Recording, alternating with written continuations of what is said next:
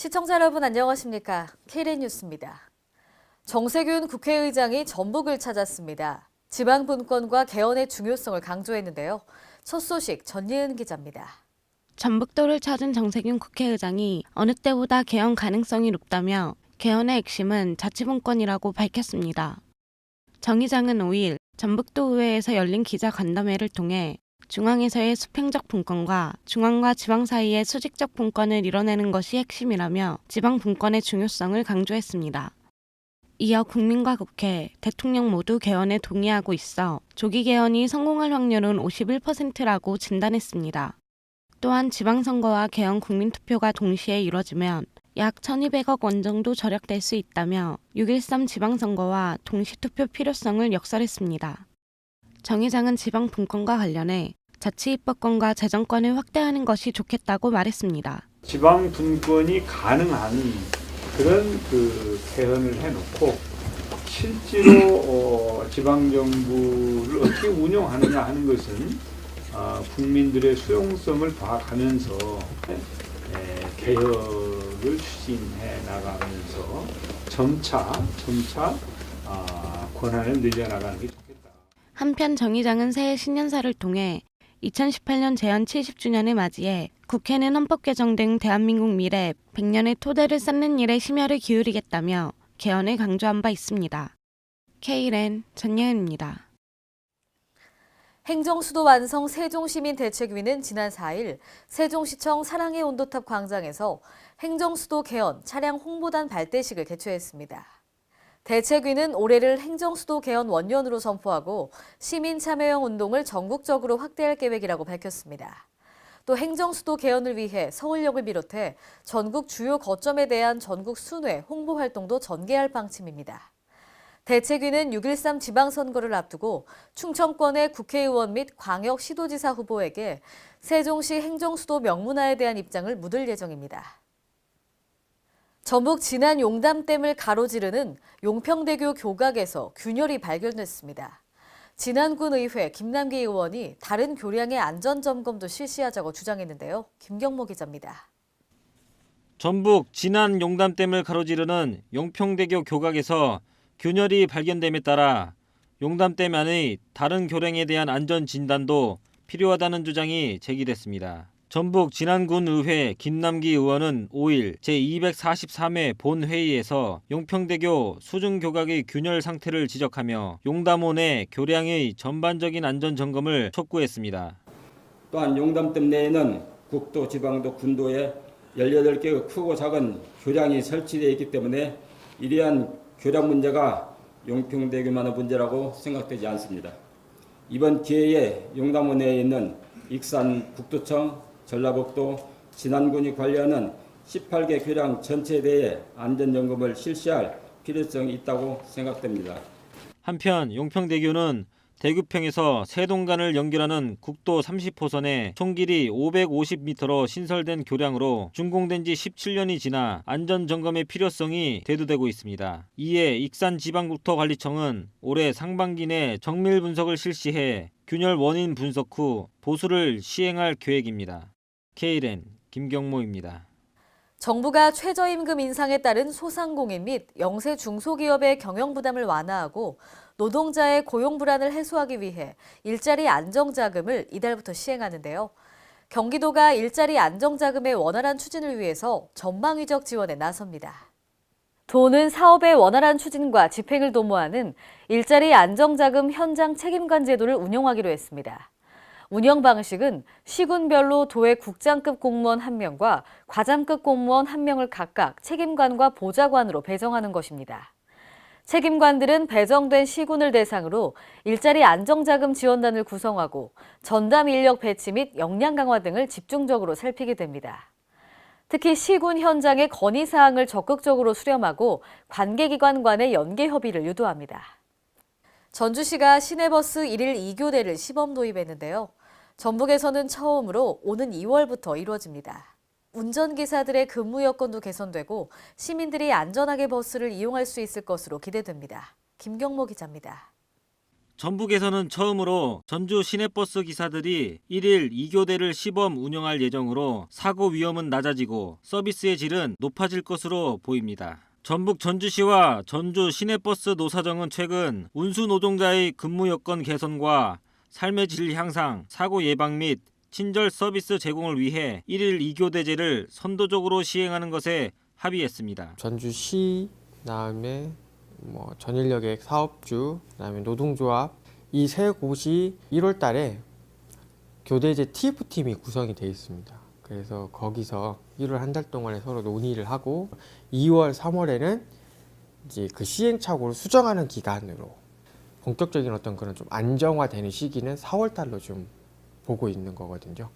1일 2교대제가 시행되면 운전기사의 근무 여건이 개선되고 피로도 누적으로 인한 졸음운전 등 안전사고를 예방할 수 있어 시민들이 보다 안전하게 시내버스를 이용할 수 있을 것으로 기대됩니다. 지금까지 시내버스 운행 행태가 아침 6시부터 저녁 늦게까지 운행하는 형태였기 때문에 16시간 이상 근무를 함으로 인해서 발생되는 여러 문제점이 있는데 이 문제점을 보완하기 위해서 시범적으로 저희 전인력액이 1일 2교대를 시행하게 됩니다.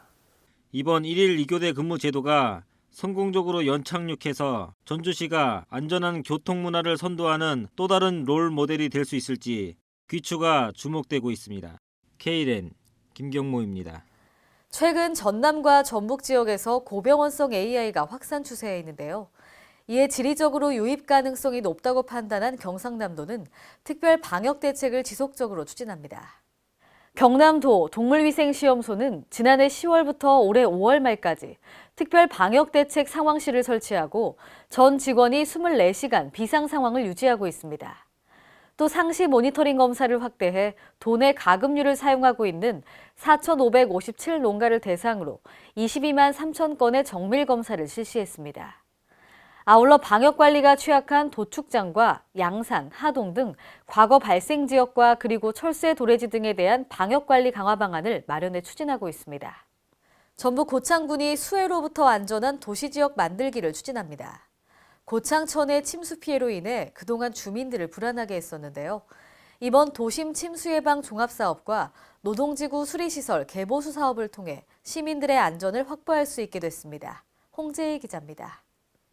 전북 고창군은 침수 피해로 오랜 세월 동안 주민들을 불안하게 했던 고창천에 고창지구 도심 침수 예방 종합사업과 노동지구 수리시설 개보수 사업 시행으로 실마리를 풀게 됐습니다.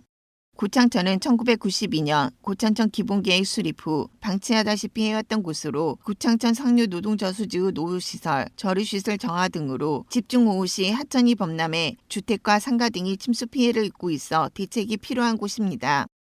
이에 따라 고창군은 국가 예산 716억 원을 확보해 오는 2022년까지 고창지구 도심 침수 예방 종합사업과 노동지구 수리시설 개보수 사업을 추진해 수해로부터 안전한 도시지역 만들기를 추진합니다. 침수 피해가 발생을 하고 하천 제방이 붕괴되는 등 이런 자연 재해로부터 국민들이 상당히 불안감을 가지고 있습니다. 이 사업이 완료가 되면은 이제 자연 재해로부터 저희들이 국민들이 안전 불안감이 해소가 될 것으로 그렇게 전망이 됩니다. 고창지구 도심 침수 예방 종합사업은 사업비 618억 원을 확보해 국토교통부 소관의 지방하천 정비 사업과 행정안전부 제2위험지역 정비 사업을 함께 추진합니다.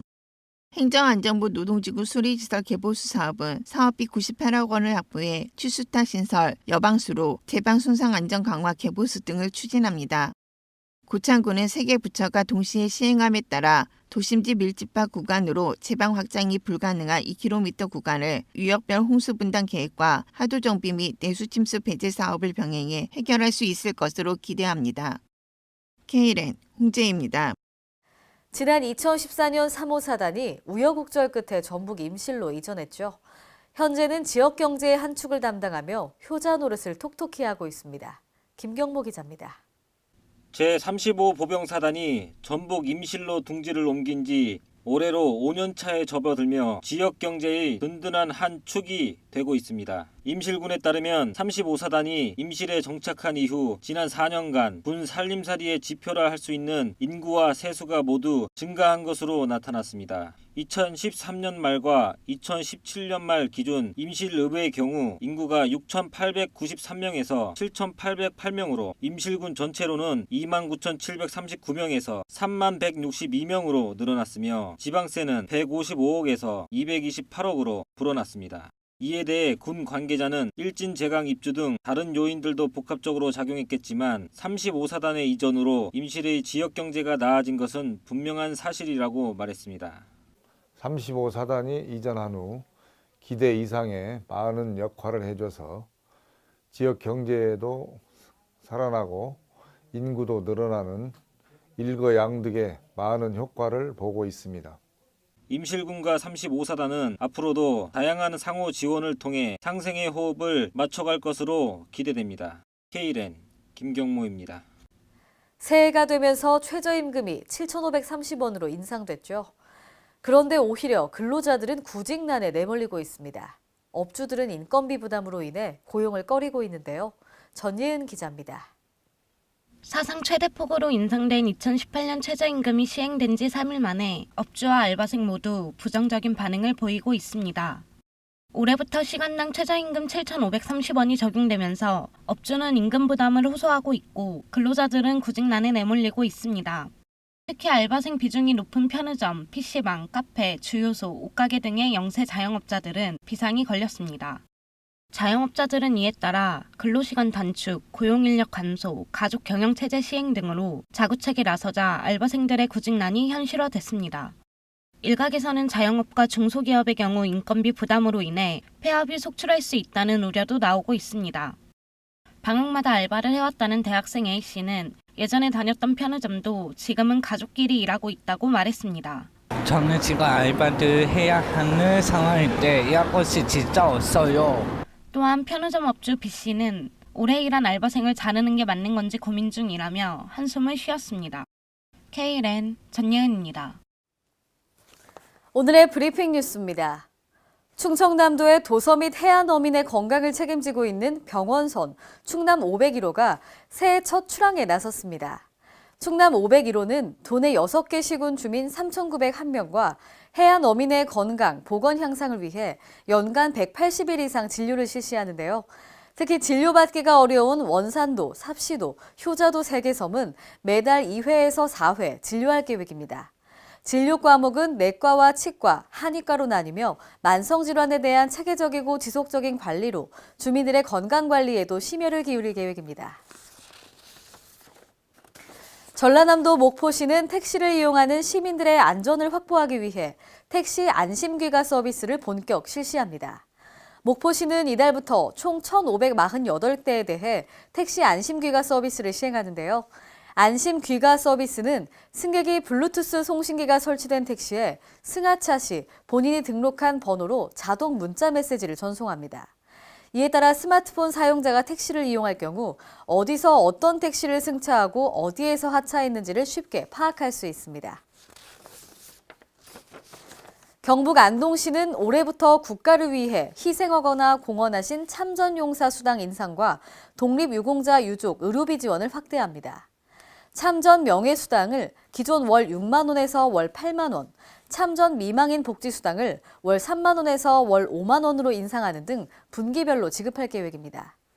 아울러 독립유공자 유족 의료비를 연간 50만 원에서 200만 원으로 지원하며 현충일 행사를 비롯한 보훈 행사 개최, 보훈 안보단체 운영비 및 전적지 답사비를 지원할 예정입니다. 이상으로 K랜 뉴스를 마칩니다. 시청해주신 여러분 고맙습니다.